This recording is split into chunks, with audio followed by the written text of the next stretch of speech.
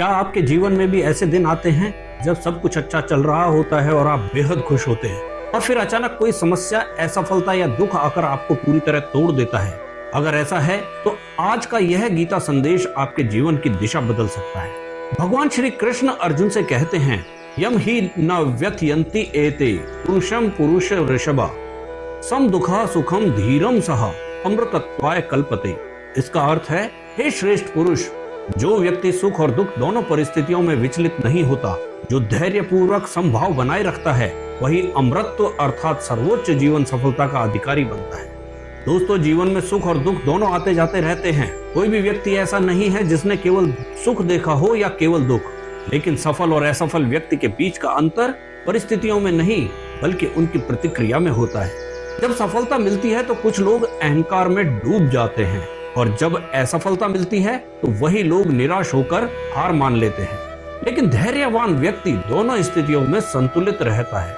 वो जानता है कि ना सुख हमेशा रहने वाला है और ना ही दुख।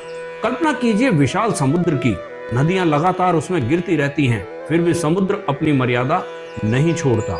तूफान आते हैं, ऊंची लहरें उठती हैं, लेकिन कुछ समय बाद समुद्र फिर शांत हो जाता है। ठीक इसी प्रकार जीवन में आने वाली घटनाएं भी अस्थायी हैं। यदि हम हर छोटी बड़ी बात पर परेशान होने लगे तो हमारी मानसिक शक्ति कमजोर हो जाएगी, लेकिन यदि हम धैर्य बनाए रखें तो कोई भी परिस्थिति हमें हरा नहीं सकती। आज की दुनिया में लोग सफलता को धन, पद और प्रसिद्धि से जोड़ते हैं, लेकिन श्रीमद् भगवद गीता कहती है कि वास्तविक सफलता मन की स्थिरता है। यदि आपके पास सब कुछ है लेकिन मन अशांत है तो आप वास्तव में सफल नहीं हैं। और यदि कठिन परिस्थितियों में भी आपका मन शांत और स्थिर है तो आप दुनिया के सबसे शक्तिशाली व्यक्तियों में से एक हैं। यही कारण है कि महान व्यक्तियों ने कठिन से कठिन समय में भी अपना धैर्य नहीं खोया। जब जीवन में कोई कठिनाई आए तो स्वयं से पूछिए, क्या यह समस्या हमेशा रहने वाली है? उत्तर होगा नहीं। फिर क्यों हम कुछ क्षणों की परेशानी के लिए अपनी शांति खो देते हैं? श्रीमद् भगवद गीता हमें सिखाती है कि हर चुनौती एक परीक्षा है।